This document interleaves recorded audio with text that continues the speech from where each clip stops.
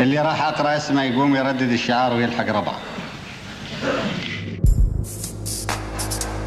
The man who once ruled with absolute power finally faced the rope, and the whole world watched. For decades, Saddam Hussein's grip on Iraq seemed unbreakable, but when his downfall came, it was unlike anything the world had ever seen, broadcast live for millions to witness.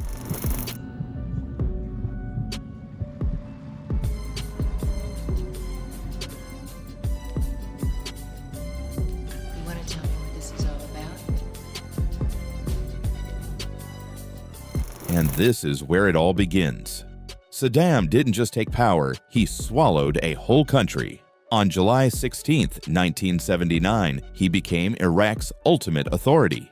And almost overnight, the streets, schools, and offices were plastered with his face. Everywhere you looked, Saddam was watching. Speeches blared over radios and TVs, and the air seemed thick with his presence. Disagree? Say the wrong thing. The consequences were brutal. Prison, torture, even death could follow. And it didn't stop with just you. Families disappeared, homes emptied, and whispers vanished into silence. Loyalty wasn't requested, it was demanded. Fear wasn't an accident, it was an art form. For over 2 decades, Saddam's iron grip made opposition feel impossible. To the world outside, he seemed untouchable. A living, breathing warning of what absolute power looks like. Here now, it gets real. 2003 swarmed Iraq. Rolling in, the US and its allies asserted Saddam was behind terrorism and concealing WMD. Missiles illuminated the Baghdad sky, bombs rattled the streets, and Iraqi defenses collapsed like sandcastles. By April 9th, tanks advanced through the city, metallic monsters tearing a path through mayhem. Some people hid. Others observed, unbelief etched on their countenances. And then it occurred. Among the most famous pictures of the conflict is Saddam's towering statue in Firdos Square, which was plummeting, crowds cheering, shoes pounding on what had been a symbol of dread for years, frozen faces. His intimidation-based administration disintegrated into nothing in just days.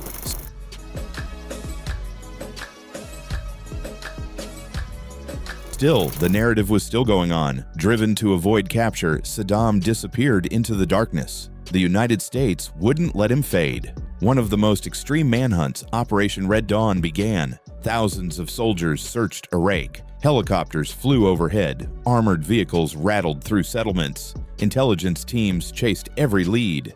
Every suggestion counts. Allies were arrested and questioned, sometimes fractured, pointing more toward Saddam. Soldiers bore a deck of cards with his most sought-after regime members. Saddam, the ace of spades, the ultimate target. Months of following his habits, examining his loyalties, and following leads culminated at Tikrit, his hometown, generating worldwide interest. Then December 13th, 2003, brought the long-awaited moment. Framed by date palms and farmland, U.S. forces encircled a silent farmhouse close to Ad-Dar. Until they came across a patch of soil buried under garbage, the search appeared usual. Clearing it exposed a small underground bunker, barely enough for one man, hiding Saddam Hussein himself. He looked unshaven and worn and wore flimsy clothes inside, just a weak human form. No weapons, no final stand. Some troops shook their heads, checking for lice, while others laughed nervously, staring in disbelief.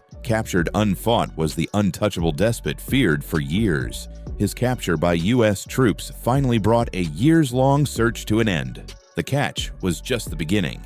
Saddam was under tight U.S. supervision for almost 2 years. Every step was meticulously devised to discourage loyalists from trying a rescue. Rumors about his condition went everywhere. Was he damaged, rebellious, or plotting something? Peak public interest was in the man who governed by terror.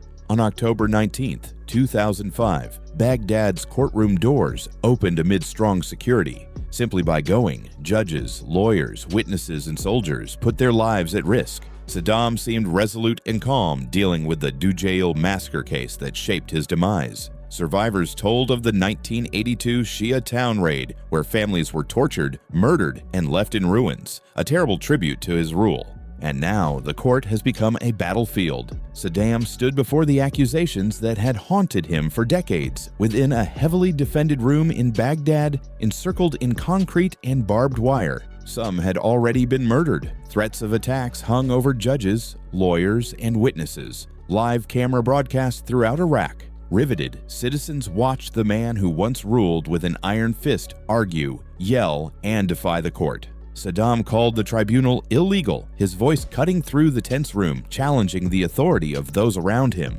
Testimony, proof, and eyewitnesses all pointed to one day, November 5, 2006, the guilty verdict on crimes against humanity for the Dujail slaughter. Hanging was the punishment. Barzan al-Takriti, the half-brother and head of the intelligence service, along with Awad al-Bandar, the chief judge at the Revolutionary Court, were all destined to die the same way. Some people in the audience clapped, others shouted in anger, a tiny indication of a country that was split between revenge and justice. Beyond the court, the nation exploded. In Shiite areas, happiness soared. Flags waved, guns fired into the air, and crowds celebrated decades of terror, ultimately ending. Finally, justice had arrived, but rage seethed only kilometers away in Sunni areas, specifically Saddam's hometown of Tikrit. Chanting his name, waving his pictures, and protesting the judgment, people accused the court of political vengeance. Rather than unifying Iraq, the execution exacerbated already present sectarian divisions. Already a daily terror, bombings and shootings exploded. Once active streets became tense battlegrounds, a clear reminder that Saddam's death would not heal the wounds of war, but rather spark fresh fires of violence. Then the final countdown started. Encouraged by the need of law and terror of revolt, the Iraqi government hurried to implement the sentence before 2006 finished. Saddam's last appeal was rejected on December 26th, leaving only a handful of days till the execution.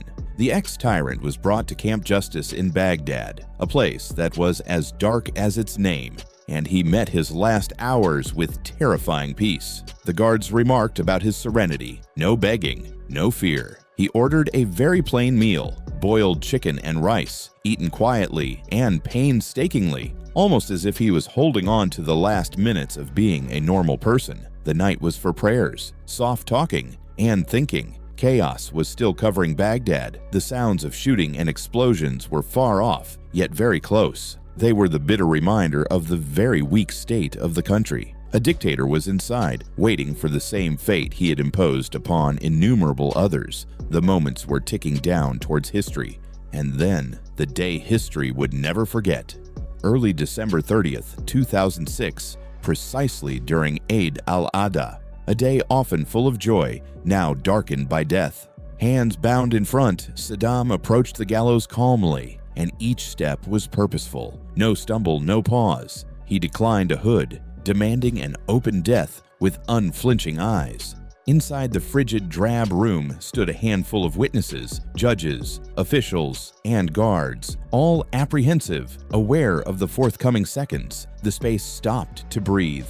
The lever was pulled at exactly 6:05 a.m. Saddam's body hung dead, the trapdoor swung, and the rope tightened. The room went quiet momentarily. Then came the mayhem. Some screamed in fury, others clapped, voices clashing in a blend of relief, rage, and surprise. Hours later, a small cell phone recording was made available online. Unedited and raw, the globe watched. People from all over continents saw what was intended as a contained act of justice. A tyrant diminished to a human end in all its horrific, unforgettable reality. Under great security, Saddam's body was flown from his birthplace, Al-Auja, in a basic white shroud. A victim of a 2003 U.S. action, he was buried near his sons, Uday and Qusay, before dawn. Quiet, somber, and practically ghostly the event was. Some of them grieving, others silent, tribal elders, family members, and a few devoted followers gathered around the tomb, knowing that history had changed beneath them. However, Iraq was not healed by the funeral. It deepened rather than healed a divided country. Sunni and Shia coexistence became very difficult, the memories of fear and revenge being very alive, and Baghdad's streets were still shaking.